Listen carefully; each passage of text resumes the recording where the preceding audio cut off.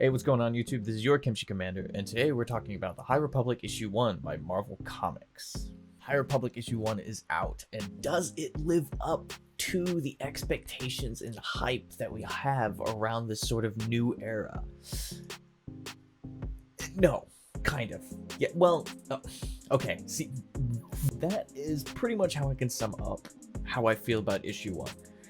So, the High Republic is set in the era just before the SKYWALKER Saga. Especially when you just open the front page of the comic book, you're met with this gorgeous timeline telling you everything.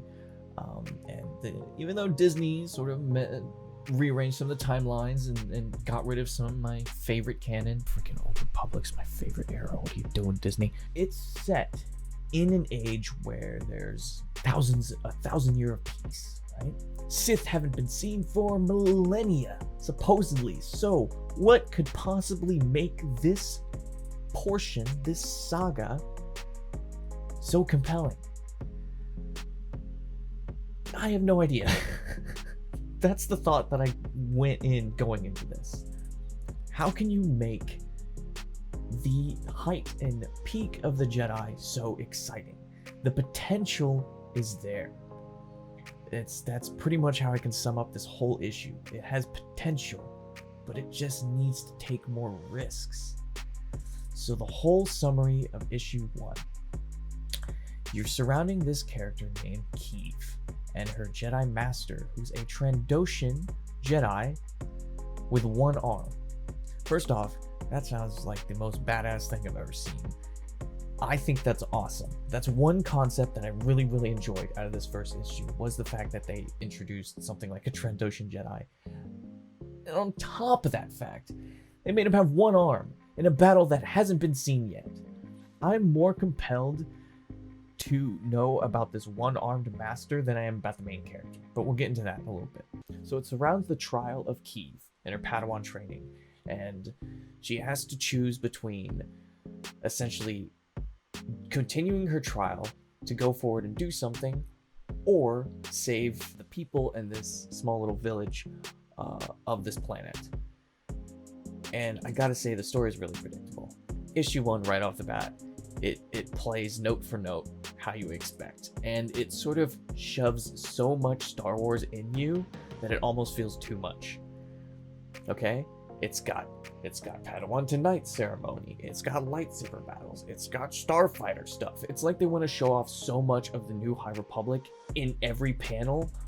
I think in 2 pages worth, I've seen a new starfighter, a lightsaber, a force power, and also the new Starlight Beacon, which is their new sort of space station for the Jedi. And that's where I feel like it just kind of falls okay. It's almost too much. It's almost too much Star Wars, which you'd think you'd enjoy, but it's to the point where it sort of cheapens it. And I feel like if they just dialed it back just a bit, it wouldn't feel as overbearing, you know? Like, just give subtle hints of certain things and start to introduce this. Give me a reason to want to pick up the second issue to figure out more about this thing. Don't show me the starfighter right off the bat. Just maybe hint at it. Be like, oh, what could that be? Then pick up the next issue, and then you see what it looks like. You know, if you followed all the live streams that they've had, they showed off concept art of what it would look like, and that's really exciting to me. But regardless of all that fact, if you enjoy that sort of stuff, this is definitely your cup of tea. Now we get into sort of the stories and the characters. So like I mentioned before, the Trandoshan Master is awesome. He's got certain secrets within him, he's got certain motives that you don't quite know, and it's really exciting, and that's probably the one thing that's going to drive me forward. Now we have to talk about the main character, though. The story surrounds Keeve, the Padawan, and honestly, she feels... You follow her narration throughout the whole issue, and she's got some funny quirks here and there, kind of, but she feels really like an Ahsoka Katana 2.0, right? Just not as compelling or fun. It's really just like, so she has this thing where she curses too much.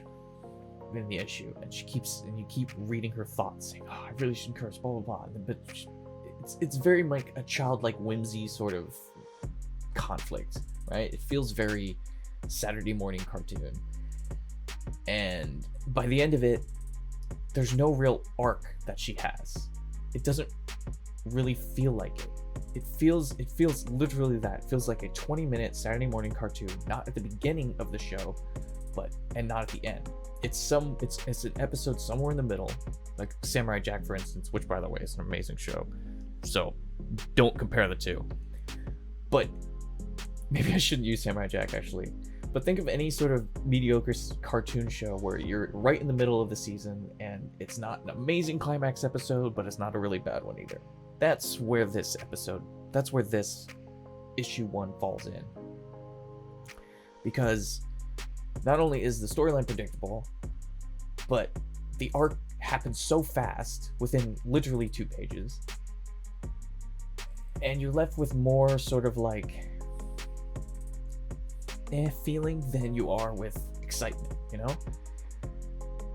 And it's strange because the idea behind it is that the High Republic and the Starlight Beacon, the new bastion, the new sort of space station of hope, where all the Jedi can sort of monitor the galaxy on this new frontier, right? That's exciting.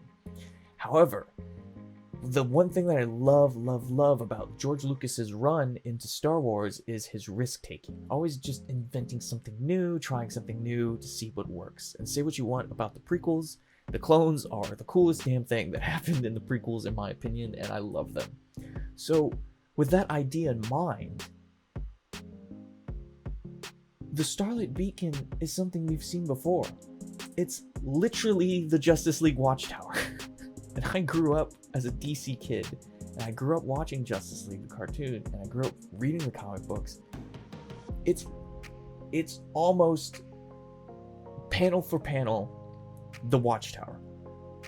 Even down to its own Martian Manhunter type of character.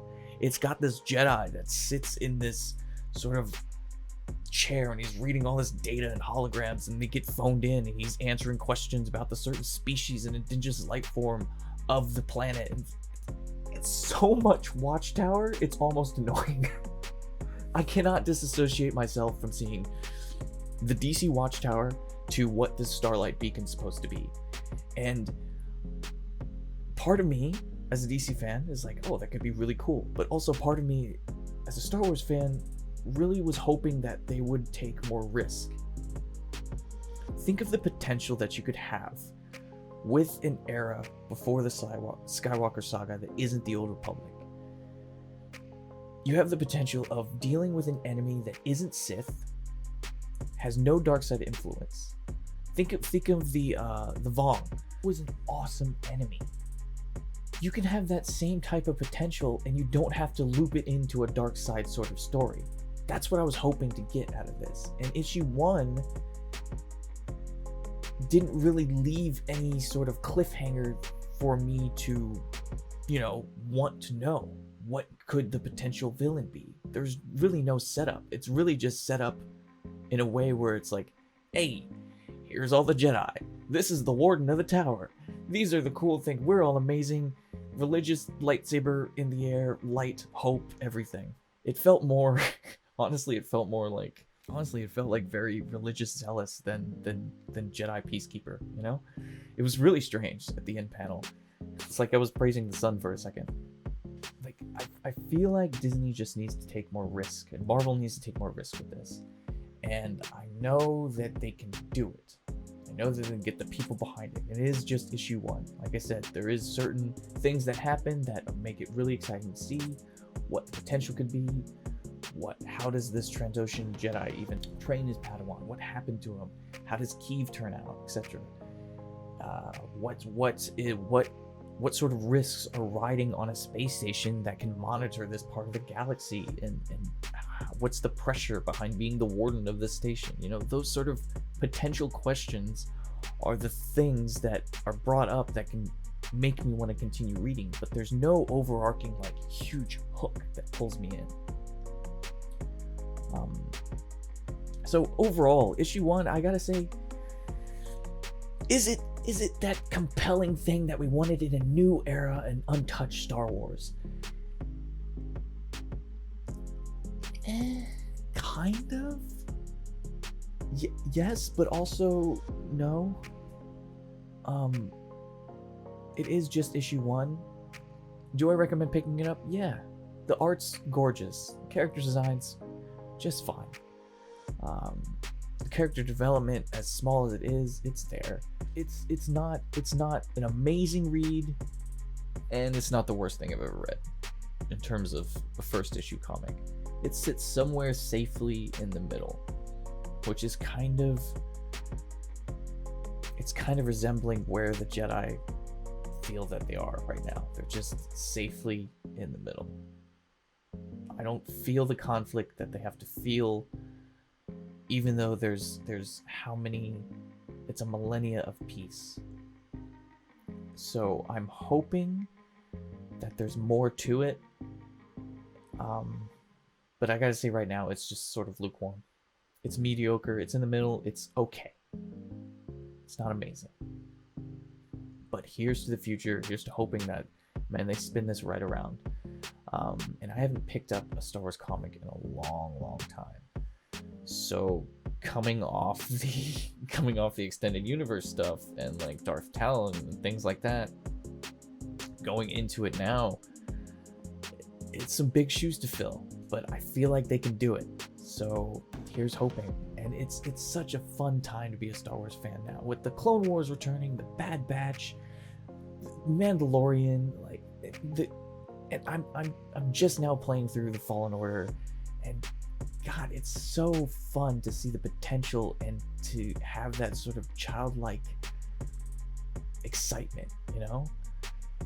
And that's what I'm hoping with this. And I know the skepticism behind it. Like, how can you make this golden era exciting? And I hope that they do it. So anyway, first issue down. Do I recommend picking it up? Yeah, go give it a shot. Pick it up, first issue. Always recommend picking up first issue unless it's just god awful, and this one's just fine. I think if you're a Star Wars fan, it's got everything you want. And as far as I'm concerned, I just wanted to see more of the Trandoshan Jedi. That's it. I think he's the coolest thing out of the whole issue. But that being said, this has been your KimchiKommander. Thank you so much for watching my review.